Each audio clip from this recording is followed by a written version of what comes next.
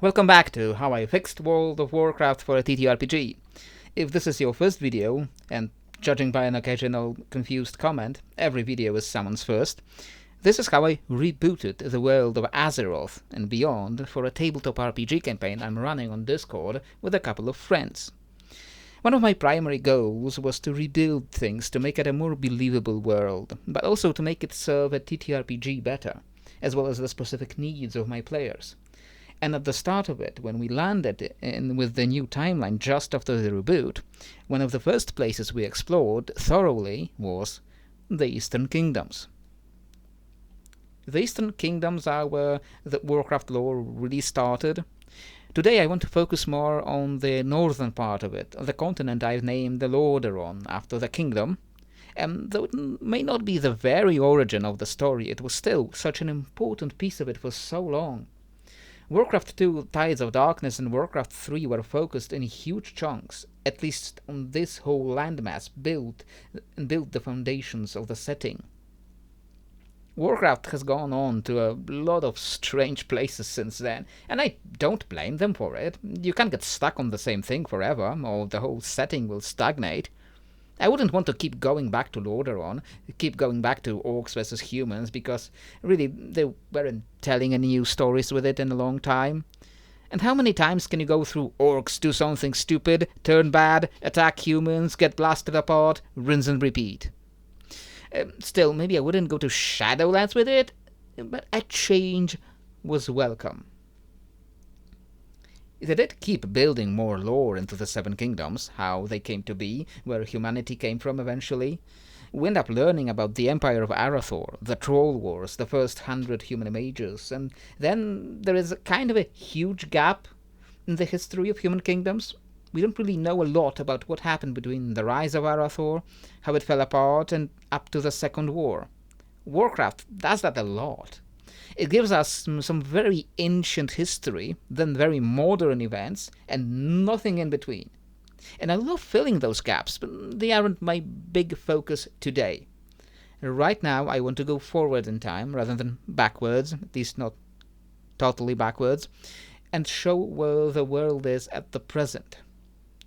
As with most things in my reboot, we start off with the situation at the end of Warcraft 3 as our entry point. The last major event we have seen was Sylvanas and her Forsaken breaking away from the Scourge and founding their own realm. When Tower of Crush adventurers arrived in the ruins of Lordaeron, Sylvanas had a mission for them. She told them something that might sound familiar, that Forsaken, as a people, are doomed to eventually wither and die, that she needs a way out of that, but not the way you imagine if you played WoW. Let me just say this, WoW Sylvanas was always extremely inconsistent. One of the first things you hear when you click on her is, "What are we if not slaves to this torment?" So what's the first thing she does after the Lich King is gone in Cataclysm? She's making some new slaves to this torment. You are tasked with killing Alliance troops and raising them as undead on the spot, and they immediately join you. You just murdered them, and they happily join you to help murder their friends. You might be thinking, well, they're undead, they were mind-controlled. Not according to the writers. Apparently these folks were just killed, raised, and looked at the people who did that, and out of their own free will decided, yep, my old friends won't accept me, might as well kill them. Either Sylvanas and her Valkyr are mind-controlling people, or the writing is really, really dumb. I don't know which is worse. That's only the beginning of the problems with the writing for Sylvanas, but I won't get into all of it right now because it's not really relevant at the moment. What's relevant is that in my version, Sylvanas seeks a much more different method of bolstering her ranks. As she told the adventurers, there was once a necromancer who developed a spell that could individually break Scourge from the Lich King's control. Sylvanas doesn't want to raise new undead. She wants to liberate the existing undead, and due to their shared goals and their vengeance against the Lich King, they are much more reasonably expected to join her. That necromancer, Quel'thalas. The infamous Hel'Qular, the necromancer who in the original timeline destroyed South Shore because the Alliance can't have shit, he was now the goal. The only problem was Hel'Qular was already dead, lynched by a mob of South Shore residents. Our adventurers had to embark on a journey across the former Lordaeron and try to find and actually raise him so that he can serve a greater good. On the way, they met a few very minor things, like the Alliance survivors at Fenris Isle, and though it wasn't easy, they managed to convince them that the Forsaken are not their enemies, but their former countrymen who were victims and are now sick and hurt. They met a Scourge necromancer who was attempting to raise the body of the hyena wild god Buddha, mother of the Gnoll race, into undead servitude, and they stopped him at the last moment. All those were minor adventures on the way to the environs of South Shore. Long story short, after finding Hel'Qular's apprentice and freeing him from the Yeti cave, they brought him back to Hel'Qular's grave and raised him. Though the Alliance and South Shore didn't like that, after Hel'Qular woke up and demanded to be allowed to take his revenge, the adventurers decided to stop him and bound Hel'Qular to deliver him to Sylvanas, thus gaining the allegiance of both the remnants of Lordaeron and the Forsaken. Unlike the original timeline, the Scourge was much more active from the start. A few of the original campaigns after the reboot were focused on the Scourge in the Eastern Kingdoms. The Tower of Krasha, for example, helped defend Taranmil, still inhabited by living humans at this point, from the Scourge, at the start of their journey to help Caligos and Anvina with the Sunwell. Yes, this is the Sunwell manga plot that we got involved in. I did some plot twists, like Anvina being an actual human being and not an avatar of the Sunwell. Crassus just creating a whole person from scratch is such a knack thing. Don't get me started on knack right now. I would be here very long. At the end of that, the Sunwell was cleansed of the filth from Kel'thuzad's resurrection, though not exactly fully fixed. I wanted to keep my edgy blood elves. Speaking of Kel'thuzad, near the end of our first season of adventures, when the Scourge activity started to become too much, we knew we had to deal with one of the major strongholds of it, and that is of course Naxxramas. We weren't quite on the level to face Kel'thuzad directly, not quite yet at least, so we decided we had to find the Ashbringer. First, we went after Tyrion Fordring, and found him enwebbed by crypt fiends and nearly dead.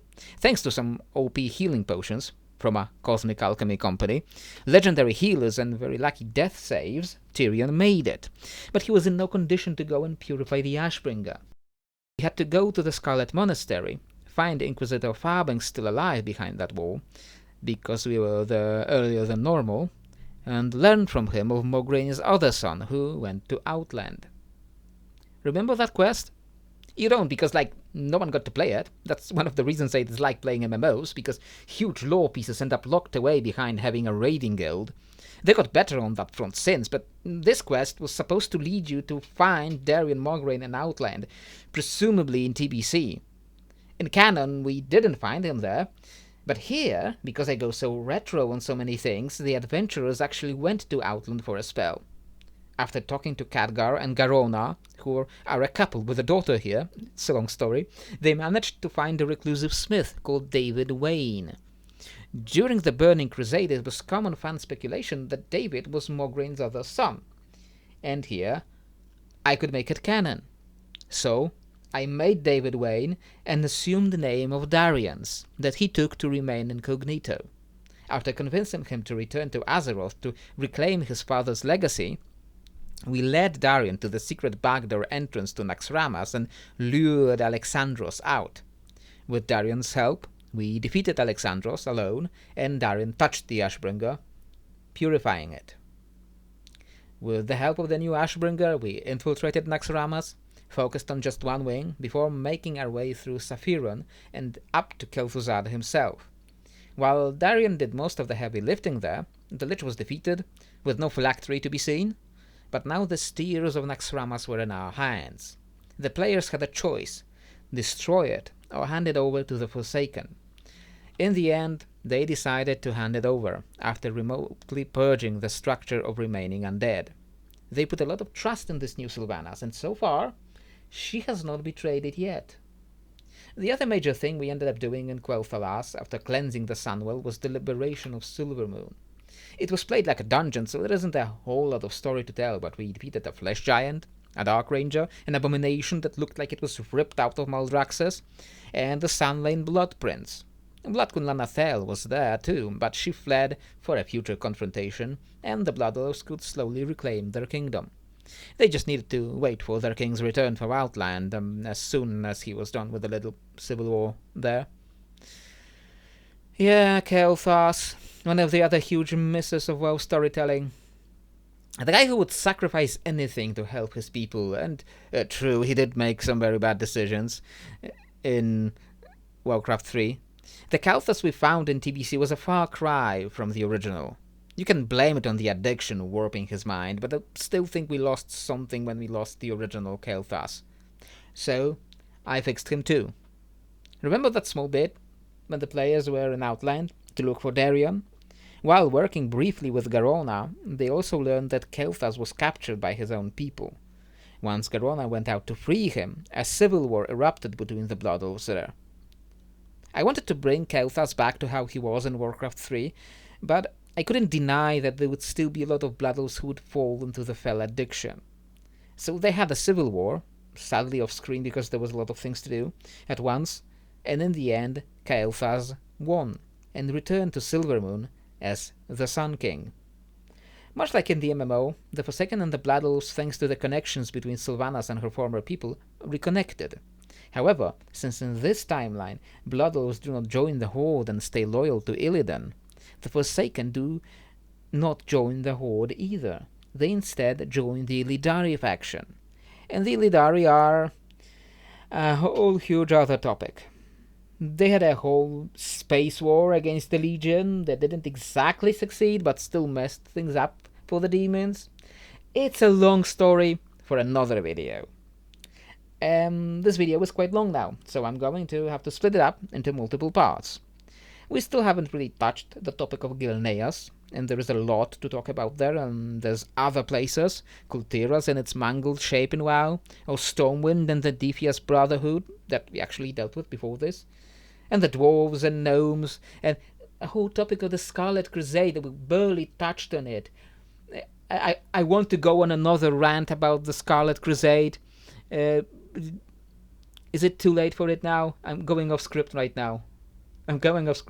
Because the Scarlet Crusade was really overplayed. I don't hate it as a concept. I don't hate it as an idea. I actually quite like it as an idea. But when we wiped them out like 4 times, like, how is there anyone still alive there? Like, okay, like, I know that extremist ideologies just keep popping up, and history and the real world right now proves it, that extremist ideologies will keep popping up. But, you know, it just gets really tired after like 4 times of beating them. It's like that meme.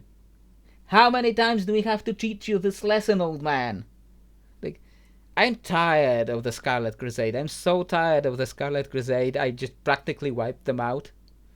They did a very stupid thing, and when we were infiltrating the monastery to get to Fairbanks, most of the Scarlet Crusade went out to attack the Forsaken, while the Scourge was also attacking them, and the Scarlet Crusade got sandwiched between the two forces and got pretty much wiped out. There's like very few Scarlet loyal people left, because I was just so sick of the Scarlet Crusade. I was just so sick of it. So I pretty much wiped them out. I have maybe some plans for something tied to the Scarlet Crusade, but different, so that it's not just, you know, Scarlet Crusade again, just rising up, going, we'll kill you because you're not human. It's going to be different. It's going to be new. I will be doing something with them for sure, and you'll probably hear about it eventually, but that's my rant. Unscripted rant about the Scarlet Crusade.